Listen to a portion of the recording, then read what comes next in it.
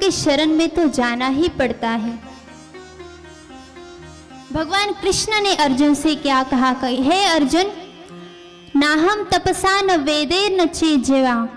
हे अर्जुन, ना मैं तपस्या से मिलता हूँ, ना मैं व्रत से मिलता हूँ, ना मैं वेदों के पठन पाठन से मिलता हूँ।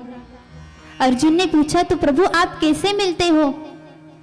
प्रभु ने कहा कि हे अर्जुन, मैं ऐसे मिलता हूँ जिस प्रकार तुझसे आज मिल रहा हूँ। केवल एक गुरु के द्वारा ही तू मुझे प्राप्त कर सकता है। तुझे मुझे प्राप्त करना है तो गुरु के शरण में चले जा। क्योंकि आज तक कथाएं बहुत सुनते आ रहे हैं, केवल श्रवण मात्र से आपका उद्धार हो जाएगा? केवल श्रवण करने से, घर में पाठ करने से क्या आपको भगवान मिल जाएंगे? बिल्कुल नहीं मिलेंगे। जब तक आप मन से भगवान को नहीं पुकारोगे, जब तक गुरु के चरणों में नहीं जाओगे। वेद भी कहते आ रहे हैं कि अगर भगवान को प्राप्त करना है तो गुरु के चरणों में जाओ, उस आदित्य स्वरूप भगवान का दर्शन करो। और वो दर्शन केवल गुरु ही हमें करा सकते हैं। महारास में गोपी का जब कृष्ण से मिलन हुआ, वो जीव और शिव का मिलन कहा गया। क्योंकि महारास कोई साधारण नहीं थी, क्योंकि उस महारास में जिसे काम रिपु कहा जाता है, वो हमारे महादेव भोलेनाथ, वो भी उस रासलीला में सम्मिलित होकर आए। और कैसे आए? एक गोपी का रूप धारण करके आए। क्योंकि महारास लीला में वो पुरुष के रूप में नहीं आ सकते थे, इसलिए गोपी बनकर आए। क्योंकि प्रभु को प्राप्त करना है तो हृदय में गोपी का भाव होना चाहिए। ऐसा नहीं है कि आपको प्रभु को प्राप्त करने के लिए संसार का त्याग करना पड़ेगा, बिल्कुल नहीं। आपको प्रभु को प्राप्त करना है तो संसार में रहकर भी प्रभु को आप प्राप्त कर सकते हो। केवल श्रद्धा होनी चाहिए, भाव होना चाहिए। जब भोलेनाथ स्वयं प्रभु को प्राप्त करने के लिए गोपी रूप में आते हैं, इससे हमें यह सोचना भी चाहिए, सोचने के लिए ये प्रसंग विवश कर देता है कि प्रभु ने भोलेनाथ को गोपी बनकर आने के लिए कहा। वैसे तो प्रभु चाहते तो भोलेनाथ को वैसे ही वैसे बुला लेते, क्या फर्क पड़ जाता। लेकिन भोलेनाथ को भी गोपी बनकर आना पड़ा। क्यों? क्योंकि यहाँ पर नारी की श्रेष्ठता बताई गई है। नारी की श्रेष्ठता वहां पर प्रभु ने बताई। जो 16,000 कन्याओं को प्रभु ने छुड़ाया, प्रभु चाहते तो उन्हें अपनी दासी बनाकर रख देते। प्रभु ने उनसे विवाह क्यों किया? क्योंकि प्रभु संदेश देना चाहते थे कि नारियां इस समाज में छोटी नहीं है, नारियां इस समाज में कम नहीं है।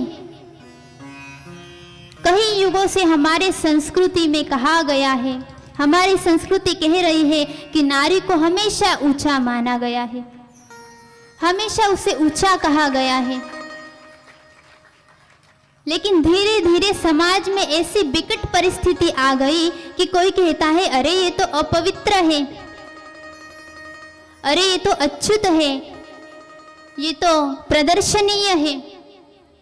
इतना ही नहीं, अब तो यहाँ तक भी लोगों ने कह दिया कि एक नारी व्यास गद्दी पर भी नहीं बैठ सकती है, उसे कथा करने का भी अधिकार नहीं है, उसे वेद शास्त्र पढ़ने का अधिकार नहीं है, उसे वेद कोई मंत्र पढ़ने का अधिकार नहीं है। वेद कह रहा है कि तुम वेदों को पढ़ो, शास्त्र कह रहा है कि तुम शास्त्रों का अध्ययन करो, और ये कहते हैं कि वेदों को नहीं पढ़ना चाहिए। भगवान मनु जी कहते हैं कि यत्र नार्यस्तु पूज्यते रमन्ते तत्र देवताः। जहाँ नारी की पूजा होती है वहाँ पर 33 करोड़ देवता उपस्थित हो जाते हैं, और जहाँ नारी का अपमान होता है वहाँ पे सारे देवता नष्ट होकर चले जाते हैं, वहाँ की सारी अच्छी क्रियाएं निष्फल हो जाती है। हमारे ऋषि महर्षि कहते हैं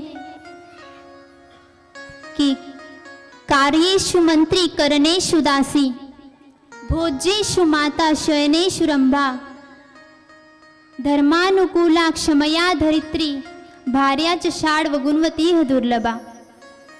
कहते हैं कि जब वो एक कार्य करती है, घर का कामकाज करती है, तो वो एक मंत्री बन जाती है, मंत्री की भूमिका निभाती है। जब झाड़ू पोछा लगाती है तो दासी की भूमिका बनाती है। और क्षमा दान तो इतना क्षमाशील इतनी होती है कि दुष्ट से दुष्ट क्रिया अगर उसके सामने हो जाए, किसी ने उसके साथ दुष्व्यवहार भी किया हो, तो वो भी उसे क्षमादान दे देती है। इतनी सहनशीलता उसमें होती है। अगर उनसे पूछा जाए कि क्यों आप नारी को श्रेष्ठ नहीं कहते हो, क्यों उसे आप कम लेखते हो, क्या कारण है कि वो व्यास गद्दी पर बैठनी नहीं चाहिए, तो वो हमें 3 कारण देते हैं। पहला कारण तो देते हैं कि स्त्रियां यज्ञोपवीत धारण नहीं करती है, स्त्रियां यज्ञोपवीत धारण करती नहीं है। दूसरा कारण देते हैं कि कहीं लिखा नहीं है कि स्त्रियों ने कथा की है। और तीसरा कारण देते हैं कि वो अपवित्र है। तो पहला कारण तो वो देते हैं कि यज्ञोपवीत नहीं पहना है। तो खोलिए वाल्मीकि रामायण, जिसमें एक श्लोक आता है, उसमें स्पष्ट कहा गया है कि स्त्रियां भी पहले यज्ञोपवीत धारण करती थी। उसमें एक सुंदर श्लोक आया है, यज्ञोपवीत मार्गेन चिन्हा तेन तपस्विनी सांप्रदिव्या प्रभु श्रेणी पापात प्रिय दर्शना। कि जिस समय भगवान परमात्मा वन में गए थे, श्री राम जी और सीता जी वन में गए थे, और रावण जब सीता जी को उठाने के लिए आया, हरण करने के लिए आया, तब रावण ने सीता जी के हाथ को पकड़ा, उसे खींचने लगा, तब सीता जी का यज्ञोपवीत टूट गया और टूटकर सीता जी मूर्छित होकर नीचे गिर गई। तो ये तो साक्षात प्रमाण है कि उस समय भी यज्ञोपवीत स्त्रियाएं धारण करती थी। कई स्त्रियाएं ऐसी हो गई है जो ब्रह्मवादिनी भी है, जिन्होंने वेदों के कई मंत्र लिखे हुए हैं, ऋग्वेद के, अथर्ववेद के। अथर्ववेद तो कहता है कि तुम ब्रह्मा हो, स्त्री को ब्रह्मा की उपमा दी गई है कि तुम ब्रह्मा हो, तुम इस सृष्टि को उत्पत्ति करती हो, ब्रह्मा की उपमा दी गई है। और उस नारी के बारे में ऐसे अपशब्द कहना, कितनी नीची सोच हो सकती है उन लोगों की। शास्त्र कहता है, ब्रह्मदेव के 22वें अध्याय में 3 श्लोकों में स्त्रियों के ब्रह्मवादिनी होने का वर्णन आया है कि स्त्रियों ने वेदों के मंत्रों को लिखा हुआ है। स्वयं मनु जी भगवान भी कहते, यत्र नारिस्तु पूज्यते, नारी की पूजा होनी चाहिए। दूसरा कारण देते हैं कि कहीं लिखा नहीं है कि नारी ने कथा नहीं करनी चाहिए। मतलब जैसे कि सुखदेव जी ने कथा कही और परीक्षित जी ने कथा श्रवण की, व्यास जी ने कथा सुनाई और सुखदेव जी ने श्रवण की, सूत जी ने सुनाई, ऋषियों ने, शौनक आदि ऋषियों ने श्रवण की। तो ऐसा तो एक भी उदाहरण नहीं है, कहते हैं कि जहाँ पर लेडीज ने कथा कही हो, नारी ने कथा कही हो, तो ऐसा भी तो एक भी प्रमाण नहीं है कि नारी ने कथा सुनी हो, ऐसा भी तो प्रमाण नहीं है। और अगर ऐसा हो जाएगा कि किसी पुरुष के कथा में कोई नारी ही ना आए तो क्या होगा? तब तो सारे पंडाल खाली पड़ जाएंगे, क्योंकि धर्म यदि कलयुग में टिका हुआ है तो केवल नारी शक्ति के ऊपर ही टिका हुआ है, अन्यथा धर्म भी आगे नहीं बढ़ सकता है। संत कह रहे हैं कि सतयुग अगर लाना है तो वो नारियां ही ला सकती है। हाँ, एक उदाहरण देते हैं। एक बात कहते हैं कि शिव जी ने पार्वती जी को कथाएं सुनाई थी। पार्वती जी ने तो कथा सुनी है तो लेडीज तो सुन सकती है, तो उनसे हमारा कहना है कि वो भी कर दें, घर में बैठकर अपने अपने पत्नियों को कथा सुना दे, क्योंकि पत्नियां भी तो बच्चों को संस्कार देती हैं।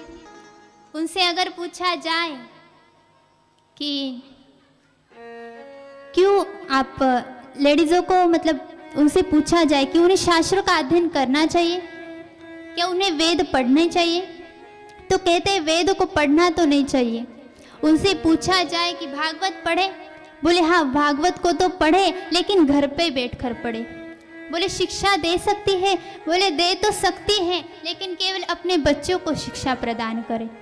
और जब वही नारी आकर व्यास पीठ पर बैठकर सभी को शिक्षा ग्रहण करने लगती है तो ये अपने आप को छोटा महसूस करने लगते हैं। यह है